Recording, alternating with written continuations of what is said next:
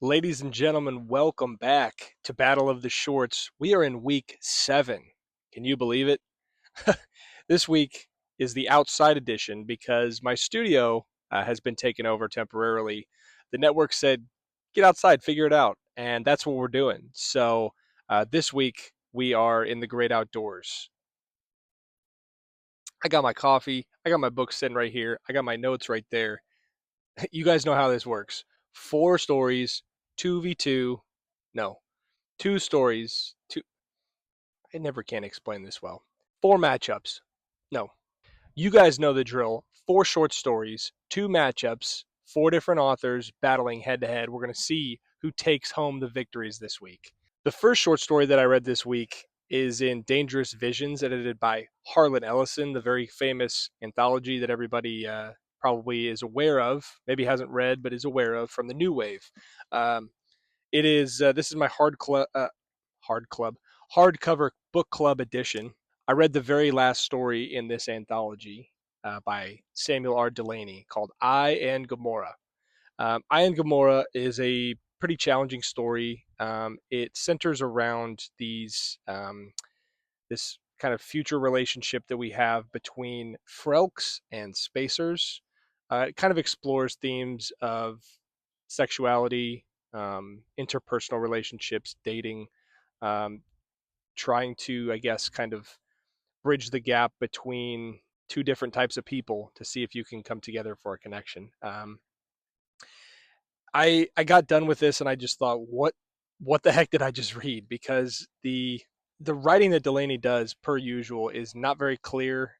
It forces you to pay attention. It forces you to keep your eyes open and follow this kind of murky plot line that really isn't much of a plot line. It follows a spacer. He gets into a situation with a person that's part of this subgroup in the culture called a Frelk, and these are people who kind of have this fetishization of spacers, people that go up into space and do work, because the spacers are essentially genderless. They have had their parts removed, have either had kind of a sex change or a sex removal.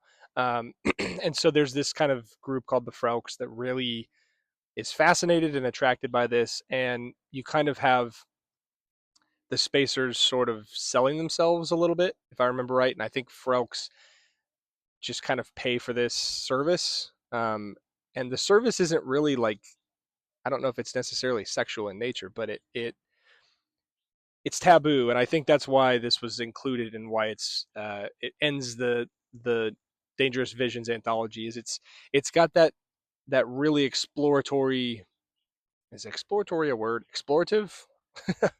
It's got that way of really sharpening its talons and just tearing through you in such a short amount of time. Each story in this anthology that I have read has done that. And Delany, I've read once before. It's not nearly the tone of Nova, the novel I've read by him. It's got so much more intensity and just kind of mysteriousness about it, where you're kind of left wondering what happened at the end. But um, the main character and our Frelk, the Spacer and the Frelk, kind of have this awkward interaction. It's very confusing as to like the stakes at play until kind of you get near the end, and then suddenly the short story's over. It's really not a very long one, but I kind of pondered it for a while afterwards. I went back and actually read it a second time and did a little bit of research to kind of understand what was going on. And I really enjoyed it. I thought that the depth that Samuel Delany achieved in this story was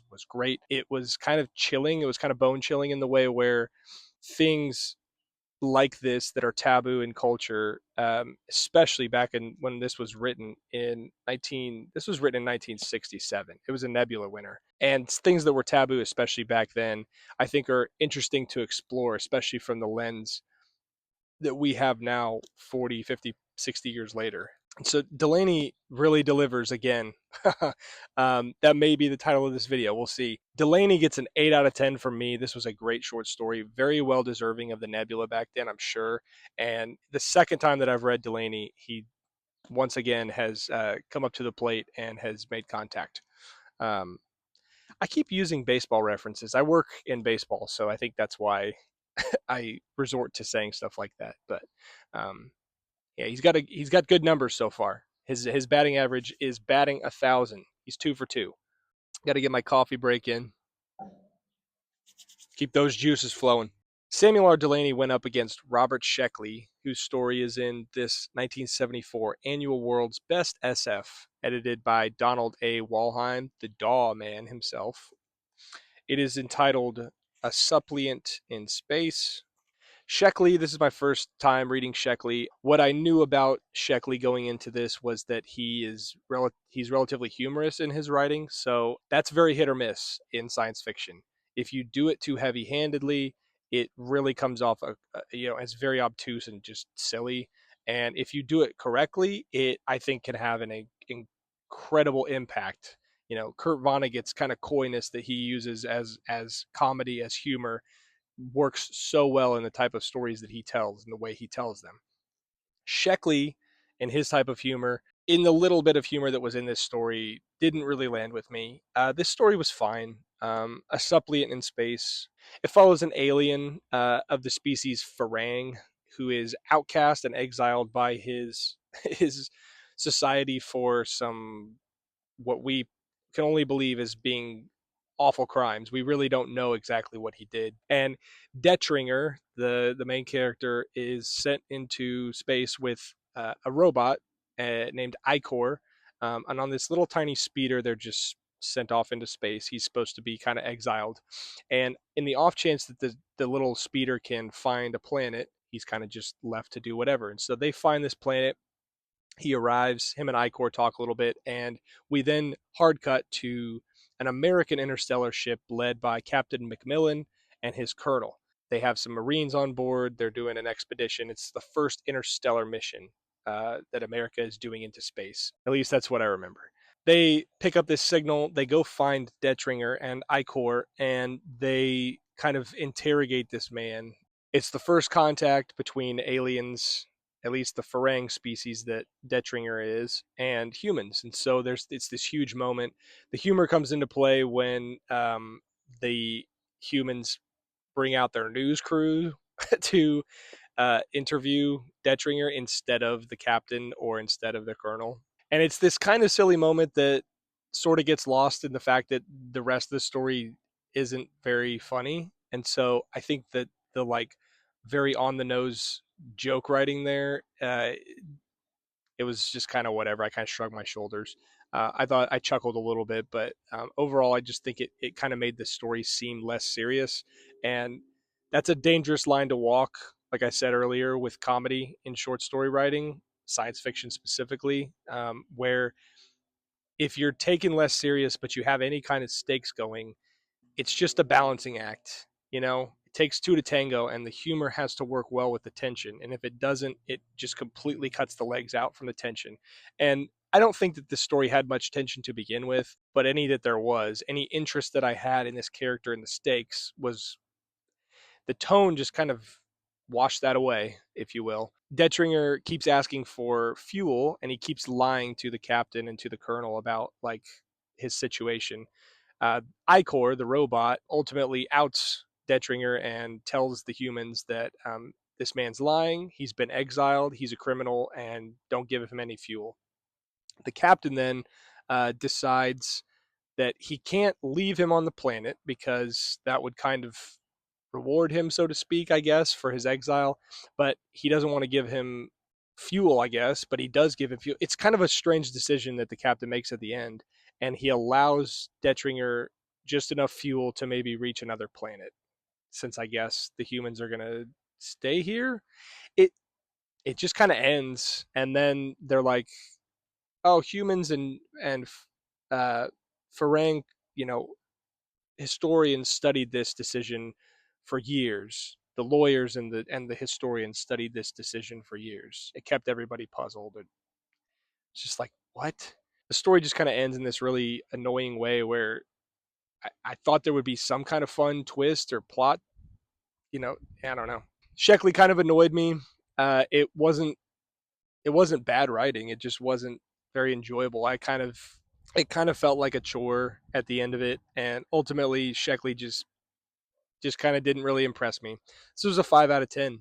It fits into that category where it's it's right in the dead center of like my ranking system, where like it was enjoyable enough that I didn't hate it, but it wasn't good enough where I would be like, yeah, you should go read that, and I'd recommend it. So with that, Samuel Delany takes home the victory over Robert Sheckley, and we have matchup one in the books. I will fill out the bracket after this. I know I always show the bracket, and I probably should go get it, but it's inside, and I'm already recording. It's getting hot out here. It's only like 9:30 in the morning, but it is going to be a scorcher today. So I'm trying to get this video done. Let's move on to matchup number two. Matchup number two features Laurence Janifer in Omega and Octavia Butler in the new Hugo winners. Octavia Butler's Bloodchild is in the new Hugo Winners by Isaac, edited by Isaac Asimov. It is a blood curdling story, not just because it's called Bloodchild, but because this story is harrowing and horrific and really good. Octavia Butler, I've read once before in college. I believe I read Kindred. I wasn't even familiar really with vintage science fiction and just all the things that I would eventually come to explore on this channel. But Octavia Butler really did a number on me with Kindred. And unfortunately at the time I was reading so many different things for college that it kind of just fell in line with all the other stuff that I was reading. And I wish I would have sought more of her work out at that time. But however, 8 years later, I want to say, in reading this and continuing my Octavia Butler literary journey, I am so glad I chose to read this. I really want to read the Lilith's Brood. I believe it's a trilogy. I believe that Bloodchild was kind of the genesis, not the exogenesis, of the Lilith's. I have a hard time saying that. Lilith's Brood. Jeez, try to say that right now. I dare you. Behind the camera, I can tell. I can tell if you're not doing it. Lilith's. Say it. Okay. Bloodchild. Uh, I would call it like sci-fi horror. It's got a lot of body horror going on in it.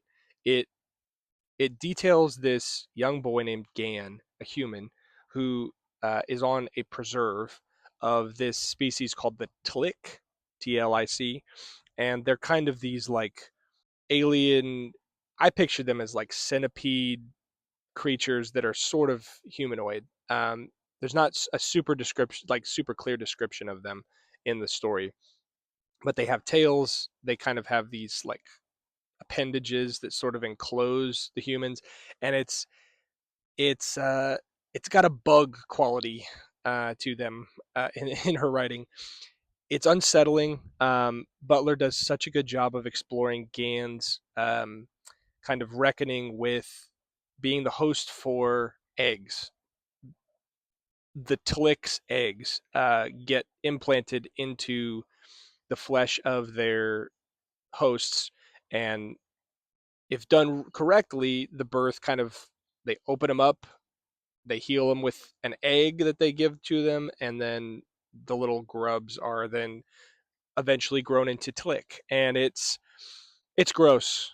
It's I'm not gonna lie, it's gross. I enjoy that kind of thing. If you're a huge fan of like John Carpenter's The Thing, the classic Alien, those kind of movies, the stuff visually that those movies explored, this is right in line with that. But it has such deeper themes than just shocking imagery and shocking, character work. Gan is kind of exploring, like I said, in reckoning with the fact that he is going to be implanted by his sort of, it's like his mom's best friend. I know that's weird to say, but like the mother, his mother, human mother, grew up alongside this Tlick named Tagatoy, and he's kind of in a relationship with Tagatoy in this way, and in kind of this symbiotic relationship, so to speak.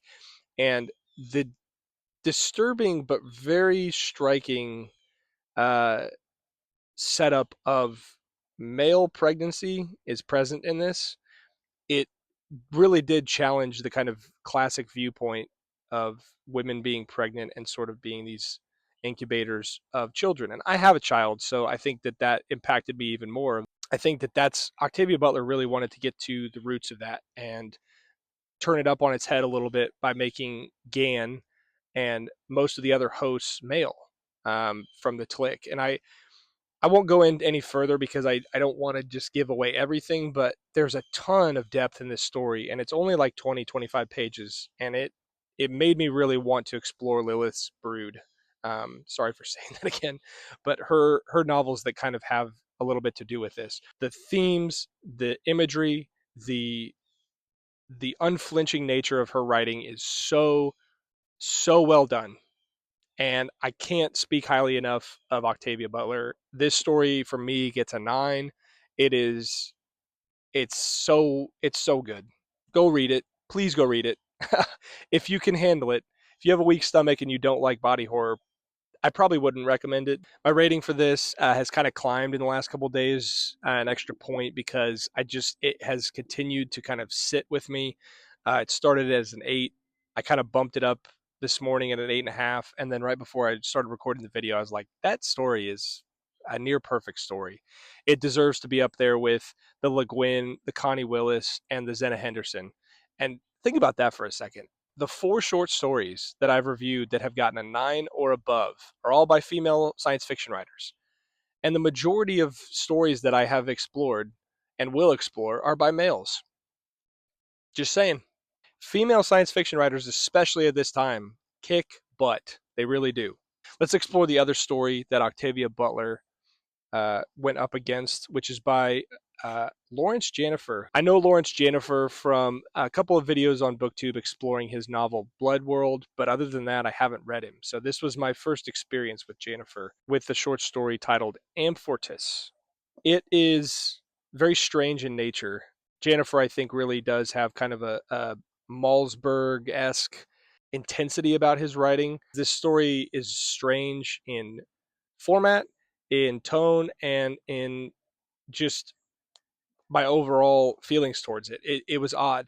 I looked up the title before I read this short story, and Amfortas is in reference to kind of an ancient tale, a cautionary tale about high sex drive and the kind of pitfalls of that. I wasn't super familiar with it, but this story kind of it strangely is fragmented and goes through these different accounts of characters dealing with I think it's like a left arm replacement. So there's kind of this like body gadgetry going on. So it's kind of like transcripts that we explore from our main character, from news sources, etc. And our main character, so to speak, is Bradley Morris, who is kind of talking to his wife in a first person like letter or video doc or something. His wife Shirley, he's speaking to her about how this transplant of his arm is going. He got in a wreck. He's in the hospital or post-op and is kind of exploring kind of how it made him feel. And the donor that gave him his arm, this transplant, had Lazarus tattooed on his chest, and then we cut hard to this news report of a double homicide of Bradley killing himself and his wife. Throughout the story, it drops these little tidbits of religious imagery, birth control. It's just a strange story. My notes, I'll just read you what I wrote kind of after I finished this story. I'm not really sure how I feel about this one right after reading. At the very least, it was unique and interesting. It'll have me thinking for a couple days, no doubt. There's a lot to unpack, and frankly, Janifer impressed me with his Malsberg-esque intensity and fierceness. I'll come back to give this a final grade, but currently I'm feeling a 6 to 7. I think initially I was just struck by the kind of strangeness and uniqueness and just utter intensity, like I said, of this writing because it's so short, but it's so piercing. And so there's this fierceness about it that is really intriguing, really interesting, and really not easy to read. But since it's so short, I think he jam packed a bunch in there, and it left me with more questions than answers by the end. And so I think if you're going to read Janifer, go into it knowing that his stuff is not for everybody. And it's not necessarily cut and dry meant to be understood. It's new wavy.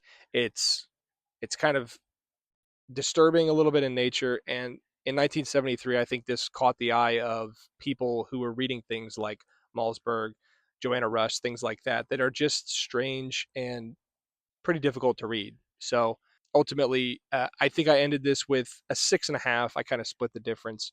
Amfortas gets a 6.5 from me from Laurence Janifer. So that gives Octavia Butler the win over Laurence Janifer. Bloodchild takes the victory. So Octavia Butler wins the week. Samuel R. Delany trails close behind with an 8, but those were the two winners this week. Two great writers, two great short stories. I hope you guys enjoyed this installment of Battle of the Shorts. Hopefully, next week and the week after, maybe we'll be back in the studio where it's cool. I hope this went well out here. I forgot to give a shout out since I don't have my little chair that I usually put somebody in. Let's give a shout out to Tim over at Secret Fire Books. I'll if maybe flash something up on the screen. Link is in the description to his channel. Tim, you rock. You do awesome stuff. Go follow Tim. Go subscribe to him. Go watch his videos. He's wonderful. Thank you all for being here. As always, you know, all the pleasantries. Really appreciate you guys. Seriously, these videos are fun to make. They require a different kind of use of my brain where I'm switching stories quickly. The reading has been interesting and unique, and it's been fun to finally put to use these anthologies that I've had for quite some time. So I hope you're enjoying it as much as I am, and I will see you next week, Saturday morning, 9 o'clock sharp Central Time for Battle of the Shorts, week number 8. Thanks, guys. See ya.